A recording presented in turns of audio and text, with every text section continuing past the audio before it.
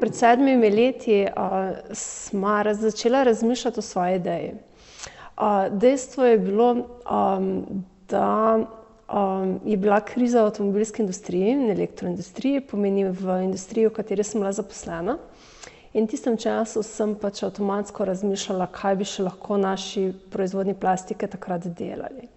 In ko sem nekega jutra opazila goro plastičnih lončkov ob cesti, me je avtomatsko prisilila ideja, da morda bi to bila pa dobitna ideja za takratno rešitev problema. Ja, prvi izdelek je bil ekocvetlični lonček, izdelan iz organskih materialov oziroma iz oglenelih rastlin. Dodali smo mu agroodpad in prav ta izdelek je leta 2009 postal nacionalna inovacija Slovenije oziroma je bil prav potrjen poleg slovenskih velikanov, kot so Lek, Krka in ostali. Izdelek, na katerega je pa šel, bom rekel, najbolj masovno na trg in sem tudi osebno najbolj ponosen na njega, ki se prodaja še zdaj, naročnik je vzel cirka 500 tisoč izdelkov, je pa ta kompostabilna sveča. Katero po uporabljeni življenjski dobi ponovno pridobimo nazaj, jo predelamo in je surovina za nov produkt, pomeni za novo svečo. Razvili smo trajnostne, športne plezalne oprimke, na katerih še vedno delamo in katerih res vidimo en ogromni potencial v plezalni industriji, ki se v Evropi leto za letom vedno bolj veča. In v zadnjem času se vedno bolj usmerjamo v sektor kozmetike, kjer prevladujejo predvsem trajnostni materiali, ki imajo dodano naravna vlakna, ki so pa lokalnega oziroma regionalnega izvora. V teh letih, kakor sem že prej omenil, je tudi kar nekaj nagrad prišlo vmes, in sicer 2 leti zaporedoma nagrada za inovacijo leta iz strani Gospodarske zbornice. Cvetlični lonček je bilo prvo leto, se pravi zlato priznanje lokalnega šaleškega Gospodarske zbornice, potem smo bili izbrani za nacionalni izbor, tam smo dobili tudi srebrno priznanje za inovacijo, potem naslednjo leto smo s partnerjem, tem svečarjem, to svečo tudi prijavili, tudi dobili zlato lokalno in potem srebrno tudi na nacionalnem nivoju. Pri samem izobraževanju smo usmerjeni na različne ciljne skupine. Prva ciljna skupina definitivno so mladi, s katerimi se soočamo oziroma srečujemo predvsem na številnih klimatonih, hekatonih in tekmovanjih pri razvoju novih poslovnih idej.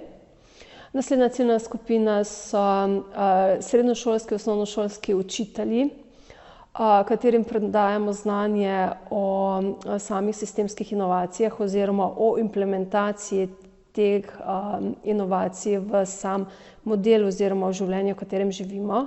In tretja ciljna skupina so občine, s katerimi vedno bolj intenzivno sodelujemo na podlagi izobraževanj in na podlagi samih svetovanj s področja ekologije. Predvsem jaz večkrat poudarjam, ko imamo izobraževanja, ko imamo kaj mladih teh stvari.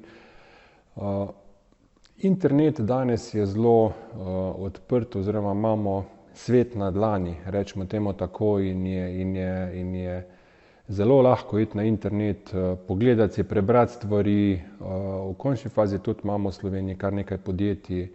Ne se ustrašiti, potrkati na vrata, ne se ustrašiti, maile napisati, potem odzadaj poklicati. 7 let nazaj je bilo samoumevno, da se velika večina izdelkov v plastičarski industriji izdeluje iz plastike. In takrat niti pod razno se ni pričakovalo, da bi se ta procent dejansko nadomestil z bolj naravi prijaznimi materiali. Že 3 leta nazaj je bil prvi preskok, in sicer svetovna plastična industrija je nekje predstavljala 97-90% plastičnih izdelkov in že 3% bioplastičnih oziroma bolj naravnih materialov. Ja, ta trend se trenutno skokovito spreminja in prihajamo že do 10% naravi prijaznih produktov, predvsem zaradi tega, ker se zavedamo, v kakšnem okolju živimo, kje smo, Kaj se dogaja na samih odlagališčih, občasno se tudi vprašamo, kaj se dogaja za samo podtalnico, v katero se vedno več delcev plastike ujame v obliki mikroplastike in o tem je res veliko govora. In z samim ozaveščanjem, z samim izobraževanjem in svetovanjem lahko naredimo spremembo. In mi v to trdo verjamemo in v tej smeri gremo še naprej.